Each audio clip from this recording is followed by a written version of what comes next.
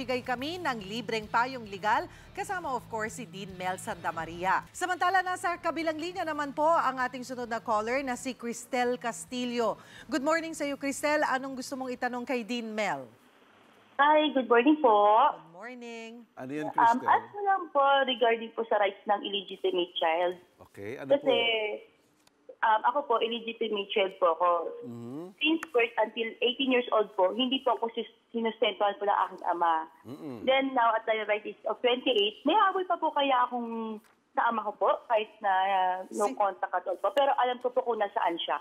Well, kung ang tinatanong mo sa akin, Cristel, mahabol mo ba yung mga ginastos noong araw na hindi nag-contribute ang ama mo? Parang reimbursement. Reimbursement, yung tinatawag na support in arrears, yung parang naging utang tuloy ng tatay mo. Oo. Opo. Alam mo ang sinasabi ng batas natin, basta't nangangailangan ng isang sanggol o isang bata, may obligasyon na ang tatay, siyempre, o ang nanay na suportahan ang mga anak. Pero, nakaligay rin sa batas natin, ang pagbibigay ng pera ay pwedeng i-demand lang kung ito ay giniit mo na. Nagkaroon ka na ng extrajudicial or judicial demand. Naghabol ba ang nanay mo noon?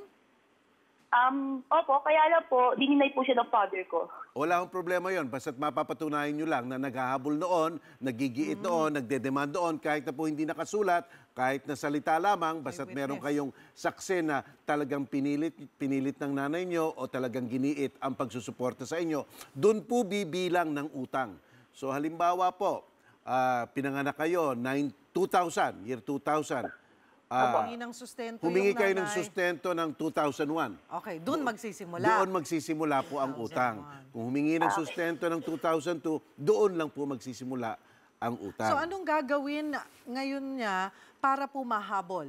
Magsasampa ng kaso? Paano niya mahahabol yung tatay niya ngayon? Unang-una mag-demand letter ka. Baka naman matauhan at magbigay. Okay? Kaya lang po, mahirap kausap po Ganun talaga. Yung Facebook, ayaw po talaga. So, ganun talaga ang mga taong umiiwas ng obligasyon.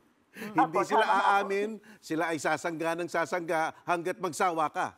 Kaya nga dapat igiit mo lang ang karapatan mo.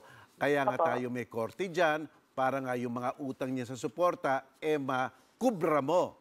Ngayon, kung suporta ngayon ang kailangan mo dahil matanda ka na, wala ka nang makuhang iba pang trabaho para matustusan ang sarili mo, dapat patunayan mo talagang walang-wala ka. Kasi pagdating sa korte niya, nagtatanong lang ng huwes sa'yo, humingi ka ng suporta sa tatay mo, pwede ka bang magtrabaho kahit na waiter, kahit na driver, kung sabihin mong oo, dismiss ang kaso.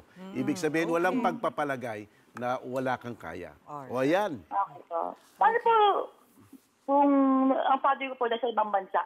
Nasa Canada po siya ngayon. Paano ko po mahahabol yun? Well, kaya naman mangubra. Kaya ka naman mag-file ng kaso dito. Kaya lang mas mahaba ang proseso sapagkat yung summons na tinatawag, magdadaan sa DFA para dalhin sa Canada at dapat lang may pruweba na may notice ang tatay mo. Kung may pruweba na yan, tuloy-tuloy na ang kaso dito kahit wala siya. Okay po. Maraming salamat po. Alright. Maraming salamat sa iyo, Cristel. Alright. Kung kayo po ay may mga problemang kailangan ng legal na solusyon o aksyon, maaari po kayo mag-text sa amin. At ang text line po namin ay 0999-879-7877. Mag-iwan din po kayo ng mensahe sa aming Facebook account sa Itanong kay Dean. Susubukan po namin sagutin lahat ng inyong mga problemang legal. Be sure to come back. Use 5 everywhere. Copyright 2016.